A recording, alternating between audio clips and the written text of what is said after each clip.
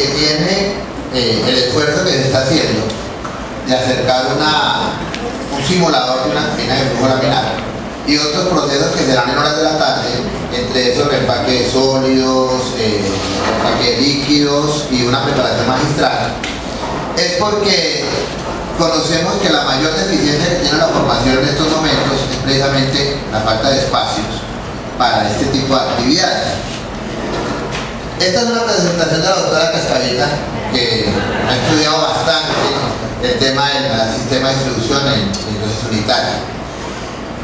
El 2200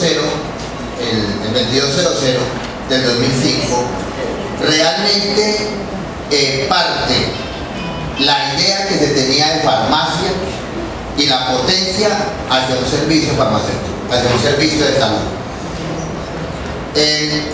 Colombia es de los países que tiene una estructura especial para un servicio de farmacia. De hecho, es referente en otros países del mundo.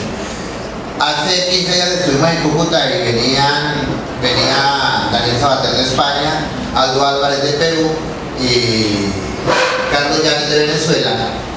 El componente del servicio farmacéutico en Colombia es bien importante porque tiene tres divisiones claramente establecidas.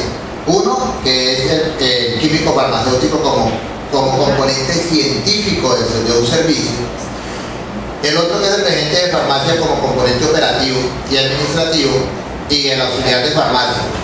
Es increíble que en Latinoamérica, por ejemplo, la figura de auxiliar en servicios farmacéuticos no es clara. En muchos lados, prácticamente la mitad de Latinoamérica, el auxiliar de farmacia todavía es empírico. Él no tiene la estructura que tiene en Colombia de formación, lo que hace que nosotros tengamos un auxiliar muy profesional, muy competitivo y muy a la necesidad del mercado. Y Colombia, el hecho de poder tener un químico farmacéutico en la parte del manejo del medicamento y la parte de atención farmacéutica, hace que sea muy importante el servicio. O sea, no era, si ustedes recuerdan, antes del 2005, por allá a finales de los años 90, las farmacias la montaban en cualquier hueco, en un sótano al lado de la morgue, y por ahí urgencias debajo de donde le formaban triángulo la escalera. Esa era la idea del servicio farmacéutico. Y al servicio farmacéutico metían la papelería, el jabón del baño, el papel higiénico y el repuesto de la ambulancia. Porque se creía que la función de la farmacia era almacenar cosas. Eso tuvo un cambio importante, pero uno de los mayores cambios es que Colombia sí logró desarrollar algo que todavía en muchas partes del mundo tiene mucho hueco, y es el sistema de distribución de medicamentos en dosis unitarias. Eso es un gran avance, y es un avance por las diapositivas que les voy a mostrar. Ahí me corresponde lo que tiene que ver con la importancia y tiene que ver con el marco legal. Y lo importante de esto es comprender cómo cada uno de nosotros, independiente de su cargo y de su función, forman parte de ese sistema. Escogimos precisamente esta diapositiva de la doctora Cascavita porque resume grandemente lo que se tiene que comprender de un sistema de medicamentos de distribución a dosis unitarias. Mire que de hecho ella trae unos apartes de Simón Bolívar, donde hablaba precisamente de eso, de que al paciente había que atenderlo de manera individualizada y no como usualmente se hacía, de que era no sé si ustedes lo recuerdan, antiguamente en los hospitales quienes manejaban las dosis unitarias eran las enfermeras.